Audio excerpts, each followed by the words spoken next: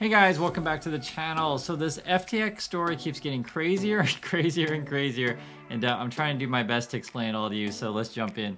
So here's the gist of it is Sam Bankman-Fried, they had a couple different companies here. It was FTX, which is the exchange, and then Alameda, which is their trading company. And we just keep getting new news about it. So we knew that Alameda was essentially bailing out both Voyager and Robinhood and dumping money in this thing. And one of the things that we didn't know though was that they had essentially on their balance sheet a whole bunch of these tokens. I keep calling them tokens, but they're FTT is the correct term. But they're essentially the money you could just make out of thin air. Their own sort of FTX currency. It's a token. There's no other way to say it. An in-house currency, and they had a lot of this stuff. And what happened was is that when FTX was having liquidity issues, and there's rumors going around that maybe they didn't actually have any money or way over leverage, they started asking Wall Street and even Binance for help, right? And people are like, wait, what? What is going on? You don't have any money? Wait, what? And so Binance actually offered to buy them out.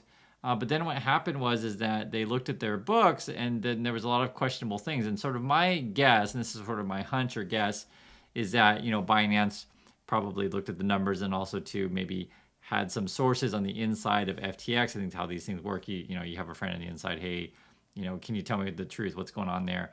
And they're like, oh my God, Alameda Research has got 14 billion in tokens. This company's basically the worth is based on essentially a fake crypto. Fake crypto is the right word. Just a Ponzi scheme. That's a better way to say it. So if all of your money is in your own tokens, it's kind of like, well, how much cash do you really have? And this is where Binance basically backed out of the deal. And then they realized that, and we don't know the exact numbers. I mean, it's probably gonna all come out later, but they realize like, oh my God, these guys are just printing token after token after token after token, and they realize these things are worthless. We better get money while we can now. And so they dumped 500 million, about $580 million of these of FTT tokens, right, of the FTX tokens, and announced it publicly, and that basically crashed FTX. That's essentially what it is. This caused a crash, but this was a series of events. And the other thing too is what we're learning is, as you guys probably know, once you announce this thing and there's scare of a bank run, which is where you basically want to withdraw your money before other people withdraw their money, and everyone starts to withdraw, and suddenly there's just not enough money to give customers, right? That's why essentially people who are in the international branches of FTX are in trouble, and then now FTX.us. I mean, they're all connected. It's all the same people essentially.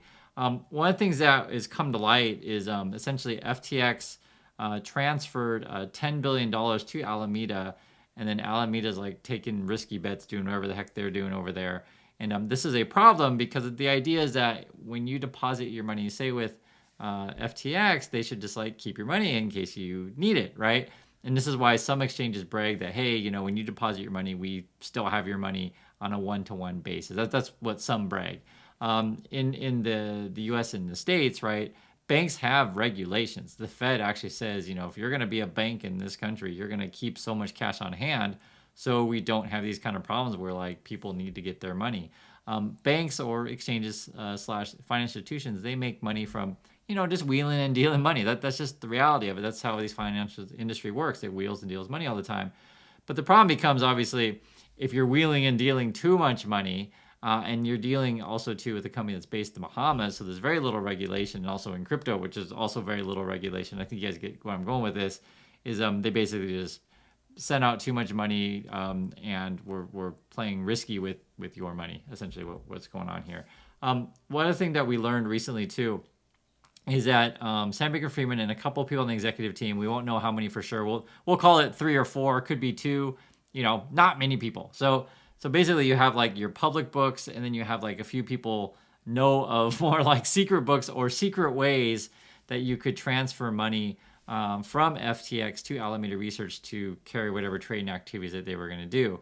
And as it turned out as well, which is another thing, is you were doing this to avoid regulations and just in secret. So If you're wondering if this is shady, yes it is. And it's kind of ridiculous. Like this whole thing is coming to light so quickly. I think right now at the moment it would be my guess is that people are jumping ship.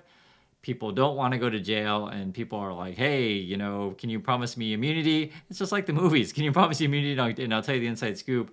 At the moment, it looks like there's no one knows for sure between $1 and $2 billion of missing customer money. Who knows where it is? I mean, I'm serious. Who knows where this thing is? It could be any number of places. One of the things that I've mentioned to you guys before, in my opinion, this is I have no evidence, just my opinion. When you're dealing with crypto money, I think there's mafia money in this stuff, and you don't want to, you guys know that you don't want to piss off those kind of people. There's also going to be government money, perhaps. It's not just retail. This all kinds of money could be in this stuff. You just don't know what it's going to be because there's a lot of shady things that go on when you have this much money, $1 to $2 billion, and the SEC is probably going to get FTX on from early indications of trading securities without proper permissions. They're probably going to get them on stuff like that, or they're going to get them on like wire fraud or things of this nature. When there's this much missing money, someone's going to come looking for it. And one of the things too, which I think is important to understand, is FTX is declared bankruptcy. Alameda has gone dark. Basically, they're trying to just shut down shop as quick as they can and get out. Everyone's trying to get out right now, and everyone's out there to try to save themselves. And so, you're not alone if you're angry about where's my money. There's a lot of people angry out there that's the way that it is. And this is sort of why I know I keep hammering the same point home, but I really don't like these people. And I'm going to mention it over and over and over again, and I'm not going to stop mentioning it. They were pushing this stuff on you guys, and it was shady from the beginning. These people were based in the Bahamas. They're giving up money to all these YouTubers to convince all this retail to dump money in this thing.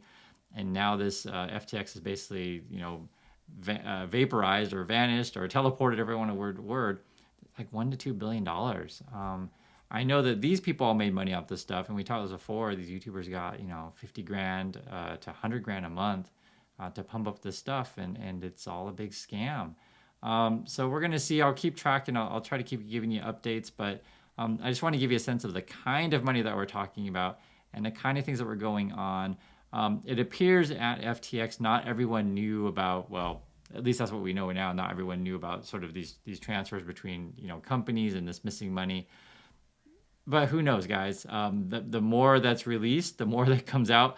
People are going to try to make deals with the authorities. That's how these things work. I'm sure you guys understand this, and I'm pretty sure someone's going to prison. I am pretty sure. But we'll see. We're going to keep on this, and this is just a crazy story. So if you guys have any information to share, please do. It's good to share these things within our community. We have a great community here, and try to figure out this stuff as we go along. And it's just breaking so fast, and I'll try my best to keep you guys up to date and make more of these diagrams and charts to keep track of all of it, because I know it's a lot. It's really crazy stuff. So thanks again for watching, everyone, and I'll catch you next video.